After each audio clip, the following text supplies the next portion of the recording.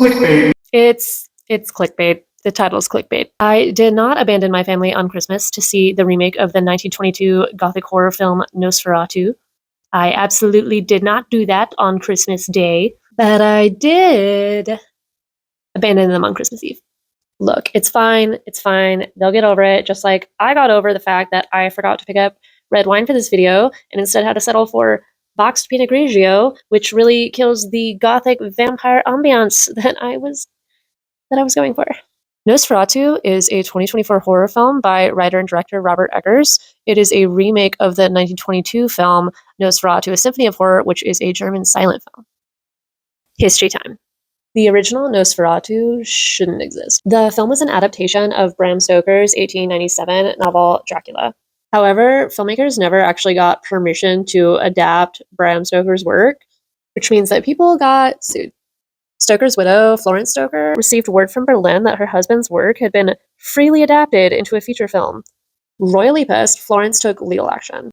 The court sided with the Stoker estate, and all copies and prints of Nosferatu were ordered to be destroyed. And they pretty much all were, except for one or two, or I don't have the exact number. At least one copy survived. The copy ended up being circulated into public domain, and it just developed a cult following from there and maintained cultural relevancy for 100 years. Which brings us back to the movie that we all want to talk about, the one that us horror nerds have been geeking about for months now, 2024 Robert Eggers Nosferatu. So I'm filming this actually literally like a couple hours after I left the theater. My roommate and I managed to snag last minute tickets to a Christmas Eve showing, and the theater that we went to was absolutely packed. I don't think there was an empty seat in the house, and this was a huge theater, probably one of the biggest I've been to in many years. So despite the fact that our theater was packed, I'm not even joking, like it was dead silent for almost the entirety of the 2 hours and 12 minutes, which was bizarre. I'm not certain if it was collective shock from what we were witnessing on the screen or if everyone was just tired as hell because, let's be real, like a lot of us have been doing last minute Christmas shopping. So like I'm not actually complaining though, because if the theater had been loud, I don't think I would have known what the hell was going on in the movie. And that actually brings me to my first point of discussion, Eggers' filmography. If you're familiar with Eggers' filmography, like The Witch, The Lighthouse, The Northman, you will know that he has like a penchant for trying to be as historically accurate as possible, with obviously room for creative liberties. And that penchant for historical accuracy is kind of code for if you don't have subtitles, you're kind of fucked. Oh, yeah! What the fuck are we talking about? The accents and old style phrases that are used in Nosferatu, they can be hard to decipher. This might be a film which requires a second viewing to fully grasp and appreciate. So, did I like this movie? Did I like Robert Eggers' Nosferatu? Well, as somebody that did see the original, that loves vampire flicks, I'm obsessed, and somebody who has enjoyed Eggers' previous work, particularly The Witch, and I did enjoy The Lighthouse. I love The Witch the most. That's my favorite. I actually haven't seen The Northman. Please don't kill me. I haven't seen it yet. I literally got a bachelor's degree in history because of how much I am obsessed with like Nordic societies and pre-Christian Germanic Europe, and I'm just afraid I'm gonna hate it. Like I'm afraid I'm gonna pick out all little inaccuracies and it's gonna bug me. It's me. This is me problem. I'll see it. I'll see it eventually. Just give me time. Anyway, yes, Robert Eggers, 2024 Nosferatu absolutely delivered for me. I quite enjoyed this movie. The movie itself is absolutely gorgeous. Every single shot is masterfully crafted. The film is shot in color, though it does desaturate frequently during like more intense sequences. And in my opinion, it actually makes those sequences more haunting. The sound design is also great.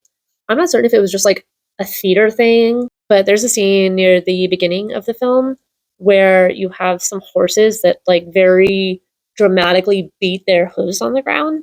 And my entire like body shook from the sound. I don't know if it's because they were doing something with the seats. I went to a fairly large AMC, and I don't know if they do that. That was the first time I ever had that happen.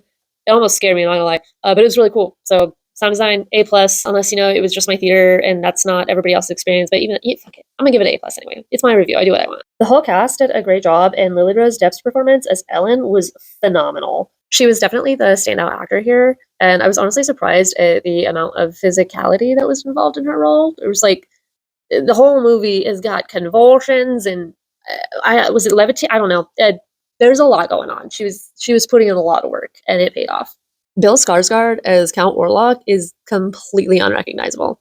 Skarsgård even says in an interview that he wasn't sure why they cast him in the role because of how much they altered his appearance for it. There is a part of Count Orlok's appearance in the 2024 film that differs noticeably from the 1922 film.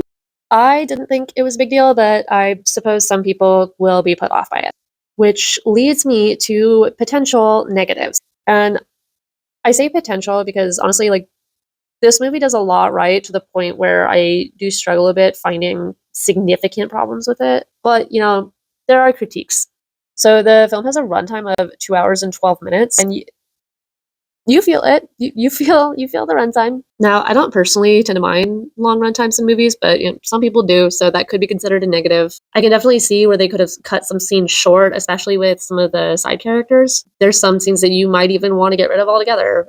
Ultimately, I think it's just up to the viewer's preference. The final somewhat negative that I have is that the ending didn't really line up with what I had in my head. It didn't really meet that expectation that I had, which, that's a personal thing. Some people are probably going to be completely fine with how it ended. I'm going to be very vague here and not go into specifics because I do want you to see it.